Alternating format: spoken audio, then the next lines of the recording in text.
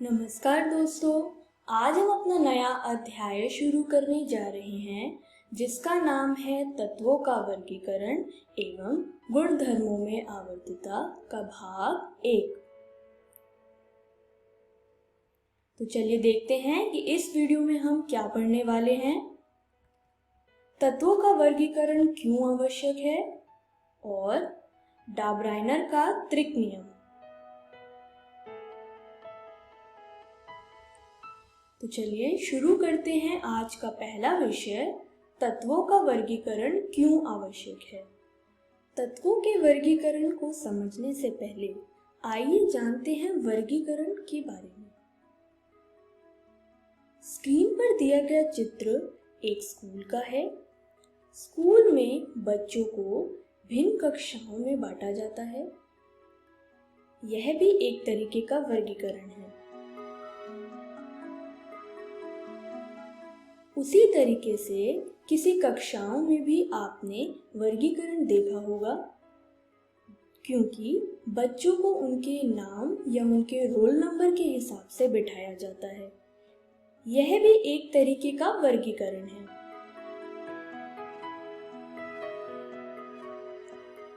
उसी तरीके से जब आप किसी दुकान में कुछ खरीदने जाते हैं, वहां पर आपने देखा होगा कि खाने का सामान एक जगह रखा जाता है और पीने का सामान एक जगह, जैसा आप स्क्रीन पर दिए गए चित्र से देख पा रहे होंगे। यह भी एक तरीके का वर्गीकरण है। पर क्या कभी आपने सोचा कि हम वर्गीकरण करते क्यों हैं? किसी भी चीज का वर्गीकरण करने से हमें उसका व्यवस्थित रूप या ऑर्गेनाइज्ड रूप मिलता है। जैसा आपने पहली स्लाइड में देखा था, स्कूल में हमने वर्गीकरण किया था, जैसे क्लास 11th एक तरफ, क्लास 12th एक तरफ। इससे हमें स्कूल में एक व्यवस्थित रूप मिला। उसी तरीके से आप स्क्रीन पर एक चित्र देख पा रहे होंगे। इस चित्र में आप सब्जियों का वर्गीकरण देख रहे होंगे। इस वर्गीकरण करने से हमें एक व्यवस्थित रूप मिला।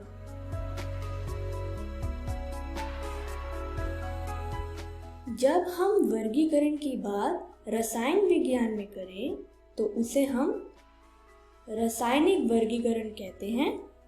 आइए रासायनिक वर्गीकरण के बारे में जानें।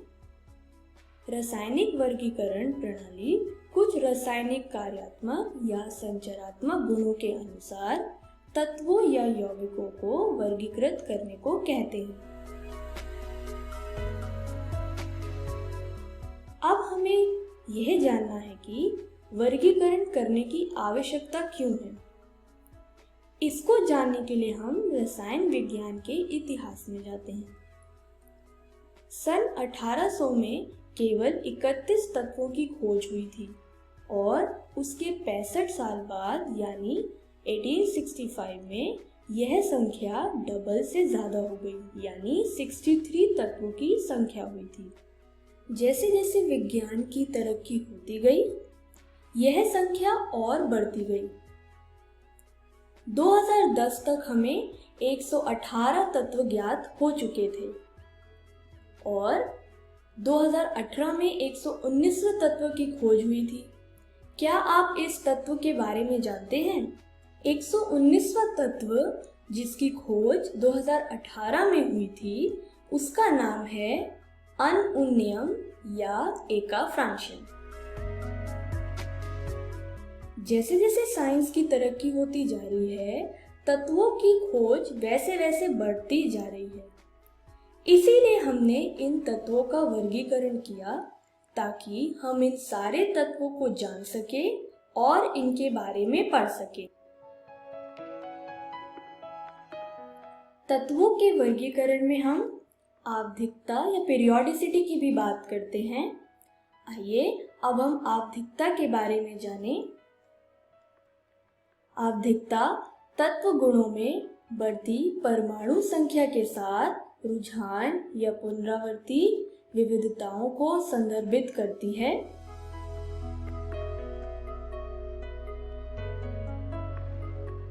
आवधिकता तत्व परमाणु संरचना में नियमित या अनुमानित भिन्नताओं के कारण होती है। इसके बारे में हम विस्तार से आगे की वीडियोस में पढ़ेंगे। स्क्रीन पर दिया गया चित्र मॉडर्न पीरियोडिक टेबल का यानी आधुनिक आवर्त सारणी का है। इसका उपयोग हम आजकल करते हैं तत्वों के वर्गीकरण के लिए। इसके बारे में विस्तार से हम आगे की वीडियोस में पढ़ेंगे। इस तरीके से हमने जाना कि तत्वों का वर्गीकरण क्यों आवश्यक है।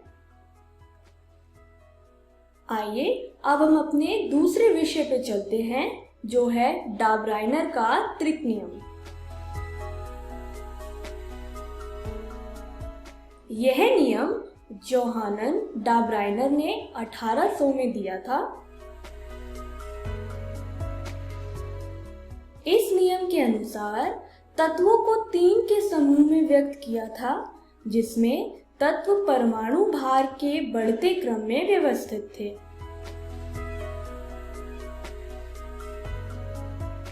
उन्होंने इन 3 के समूह को त्रिक का नाम दिया था। एक त्रिक में तत्वों में समान रासायनिक गुण थे।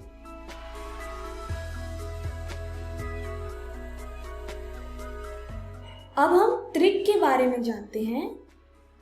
त्रिक को 3 तत्वों के समूह के रूप में परिभाषित किया जाता है, जिसमें मध्य तत्व का परमाणु भार अन्य 2 तत्वों के परमाणु भार के अंकगणित औसत के बराबर होता है। आइए इसे उदाहरण से समझें। स्क्रीन पर दिया गया चित्र एक त्रिक का है। त्रिक के नियम के अनुसार अगर हम लिथियम और पोटेशियम के परमाणु भार का अंकगणित औसत करेंगे, जैसा कि आप स्क्रीन पर देख पा रहे होंगे, तो आंसर आएगा 23। सोडियम का परमाणु द्रव्यमान भी 23 है। इसीलिए लिथियम, सोडियम और पोटेशियम एक त्रिक बनाता है। उसी तरीके से जब हमने कैल्शियम और बेरियम के परमाणु द्रव्यमान का अंकगणित औसत किया, जैसा कि आप स्क्रीन पर देख पा रहे हैं, तो आंसर आया 88.5, जो कि स्ट्रोंशियम के परमाणु द्रव्यमान के लगभग बराबर है। इसीलिए कैल्शियम, स्ट्रोंशियम और बेरियम भी एक त्रिक बना रहा है।